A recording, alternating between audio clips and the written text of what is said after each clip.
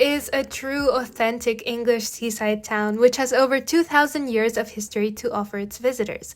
Dover is famous for its white cliffs and for being the gateway to England, aka the first place many people land when they come back to the UK, as it's a seaport, and it's also famous for its literary connections. Walking through the town, you can easily imagine what it would have been like for the Victorians who came here to enjoy walks along the piers.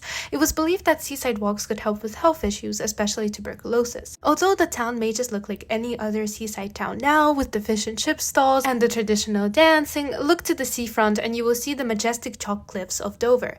The cliffs were created from layers of soft limestone that have built up over millions of years, so when you hike up to take in the breathtaking view, you're walking on tiny planktonic green algae who died and combined with other sea creatures to create a seabed that is now exposed and above sea level.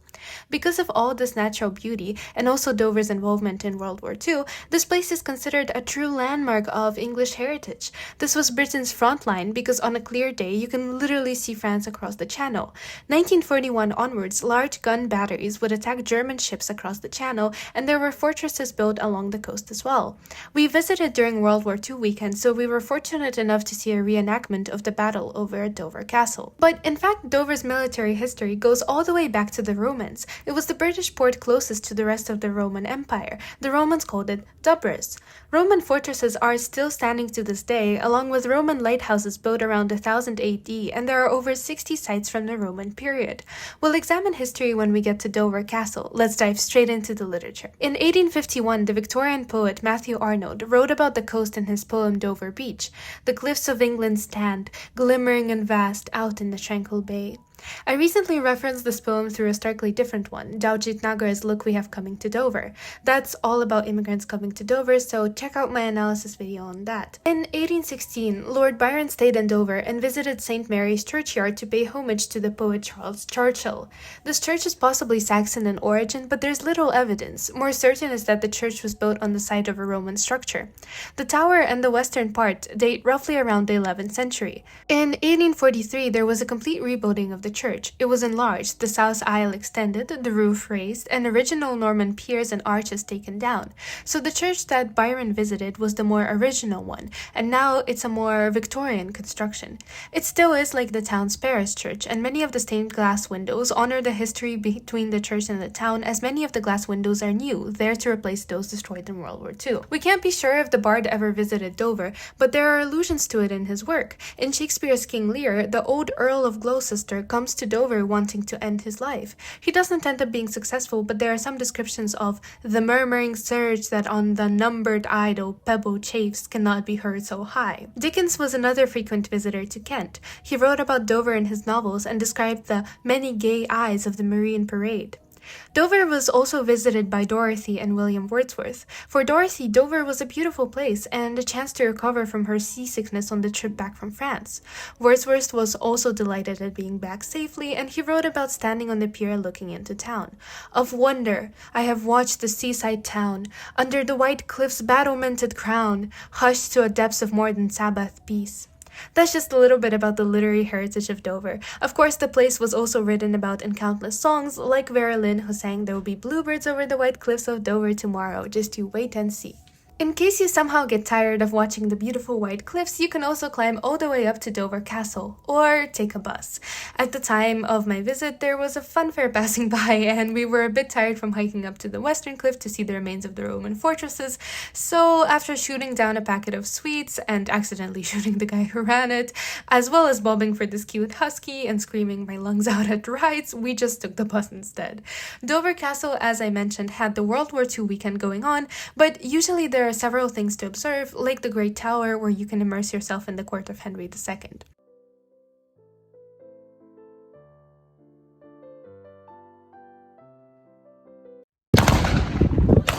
The Germans are going down like ninepins.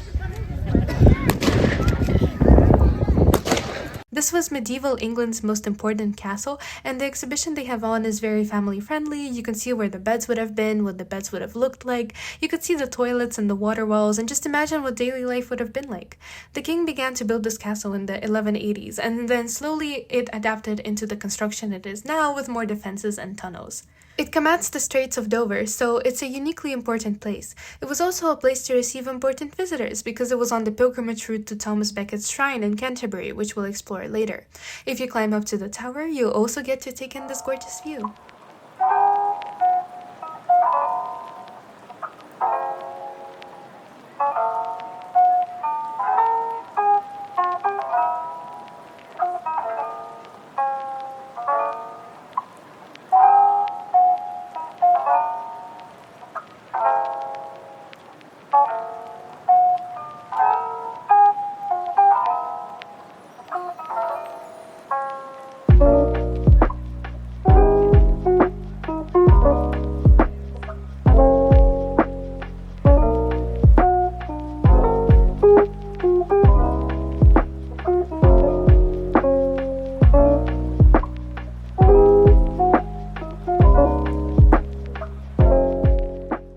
There was also the Anglo-Saxon Church of St. Mary, where the troops would pray, the Roman pharaohs, the lighthouse, and a really large territory to enjoy your walks.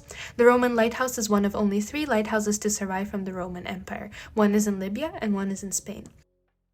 Now that we, like the pilgrims, have made it all the way to Dover, it's time to head into Canterbury before heading to London and further to Rome.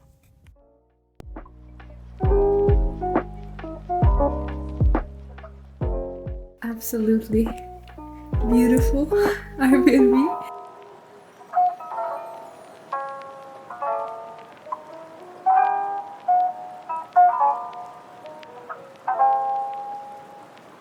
Yeah, it's now midnight, so I'm dropping off to bed.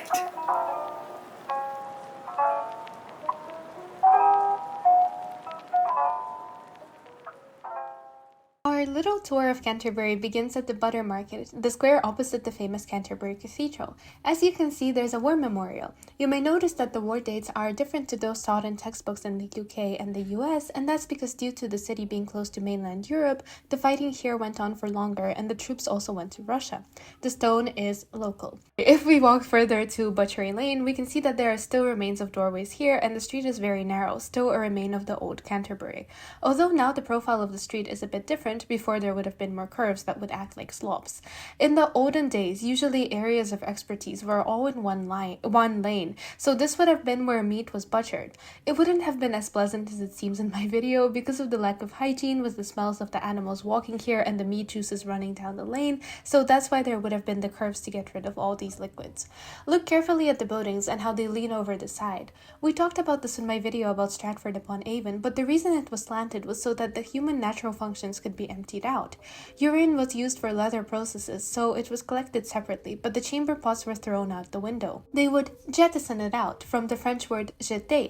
They would also cry out, "Garde l'eau," because beware of the water, and so people would hide beneath the frame so they wouldn't get splashed, and over time they shortened the expression to l'eau. Of course, now loo, meaning bathroom. This part sticking out is called the jetty. You could have a jetty 3 times, and all the buildings would have had it, so you could literally reach out and touch hands with the person opposite you. The jetties were wooden. In the 18th century, the style changed and they wanted the architecture to be more sleek and modern, so they started to get rid of all these curves and inequalities to make it more straight and clear, so they cut down some of these jetties and reduced the height. An interesting fact about living in these houses, actually the higher you lived, the poorer you were because you would live closer to the rat-infested roofs, whereas if you lived lower down, you were considered richer. Interestingly, a high street was considered a good place to live because it was higher from the river, meaning it was less boggy and less disease-infested. On the street there was an inn and it had this sign. Actually, many places had it around Canterbury because this is the Canterbury coat of arms. There are 3 birds called choughs with red beaks. This is a play on the name Thomas Becket, as in the past they would have said beck, which sounds like beaks, so that's why the coat is a visual reminder of Becket's importance to the city. It's also a homage to Mother England. The banner says, "Hail Mother England." After you walk out of Butchery Lane onto the main road, the road that would have led to London, through which the pilgrims would have passed, the contrast is very interesting, as if you look to the right, the old town is there, but if you look to the left, that's where the modern town is, with all the shops in the residential areas.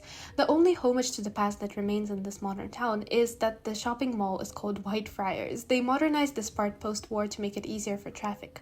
Whitefriars reminds us that the city was full of monasteries before, as it was such a religious city, still is, as the Archbishop of Canterbury is the main archbishop in England. With modernization, the main changes was cutting down the jetties to not be more than 1 foot and widening the street. At the top of this building here, there there is a sun. This was the first insurance company. It would protect against fire. If you bought this insurance, then you would stick the sun on top of your building. If you go further down the street, you'd also get to the towers at the front of Canterbury. There were 3 square towers and 1 round tower, but the square towers were easily undermined, so the round towers were built instead. If you look to the left, you also see the gorgeous Westgate Gardens, so I'll just pause and let you enjoy this beauty.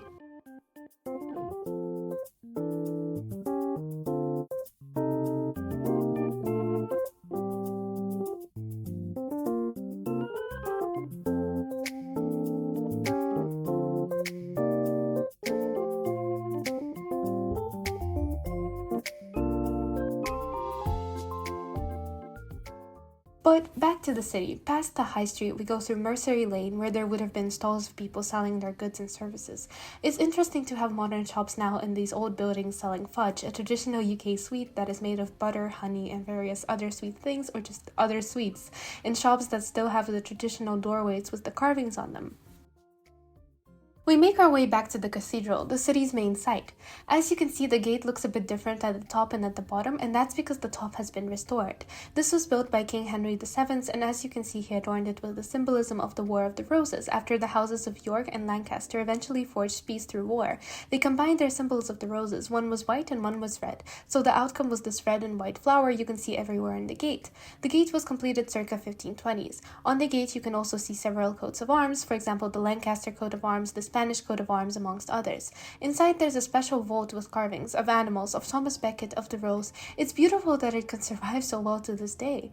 Inside the vault there are more arms like that of Archbishop Becket, Cardinal Wolsey, Archbishop William Warham, Christ Church, the Tudor Rose, and also there's the badge of the United Houses of Tudor and Aragon. This would have been a very important place for pilgrims to stop through. It would have been an incredible feeling to walk through these gates knowing you have made it this far. Canterbury was celebrating Christmas when it had been banned during the Protestant period, and the soldiers ran in and destroyed many of the statues by taking them down, so there are quite a few empty spaces on the walls. Look at the statues here. There's king called Ethelbert and the queen called Bertha, and she converted him to Christianity, and she actually, by converting him, provided a safe place for the Pope to visit, because it wouldn't have been safe for him to go to London at the time, and that's why all the power lies in Canterbury rather than London, because of a historical mistake.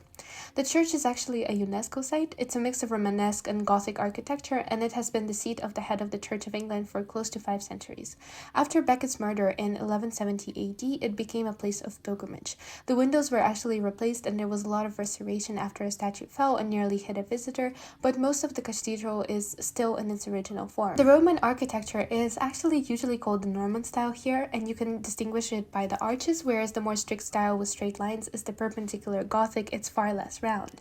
In a moment, we'll also walk past the remains of St. Augustine's Abbey into the outer part of the cathedral where the monks would have stayed and studied, and I'll use this opportunity to talk about the story of Becket.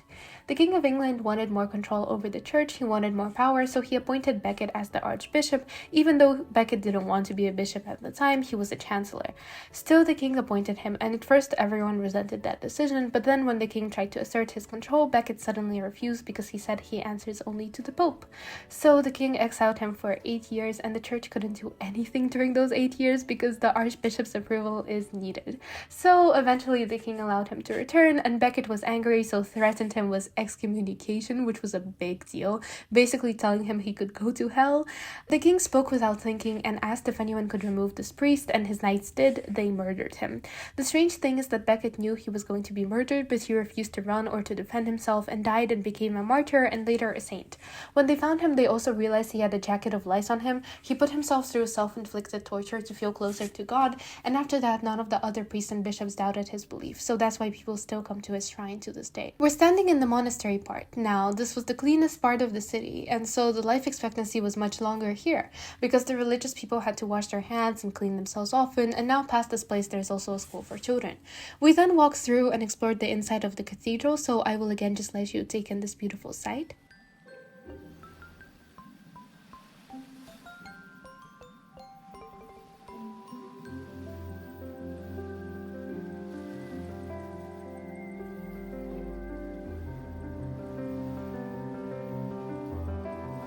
As we walked out, we were unbelievably lucky because we saw the Archbishop of Canterbury in person, and words cannot express how shocked I was to see him because he's usually in London. So this was a massive stroke of luck on our side, and I'm very grateful for this experience. Then we walked some more around this beautiful city, and I'd like to highlight a couple more things before ending this video.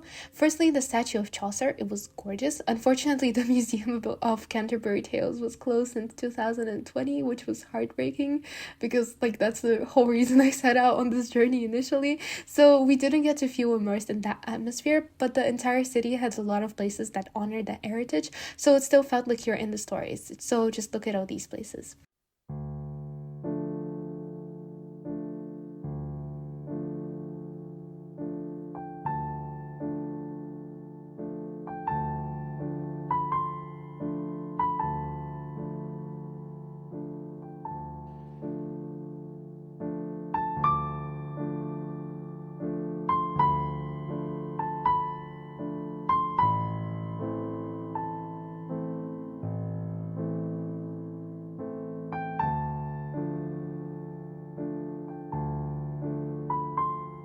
The statue is next to the river that passes through Canterbury, and there's a restaurant here that has been there since around 1500 AD, which serves the most delicious traditional food. There's also a dipping stool, and they would be witches there. Opposite the river, there's also this building, the hospital, and the wall is made out of flint. Flint is actually an expensive material because cutting it is difficult technique, but it turns out Canterbury has a lot of flint, so this building was made out of entirely flint, which was really cool to see. There was also a beautiful leaning bookshop in Canterbury and lots of small, quaint little shops to explore. It's a perfect place to go for a day trip, and I know I couldn't fit in all of Canterbury's history into this short video, but I hope I managed to do this gorgeous place justice. I really enjoyed my trip, and I just want to thank our Airbnb host Pippa for being absolutely amazing. She was such a lovely woman, and I'd honestly love to come back. I hope you enjoyed this video. Please give it a like and a comment, and I'll see you soon.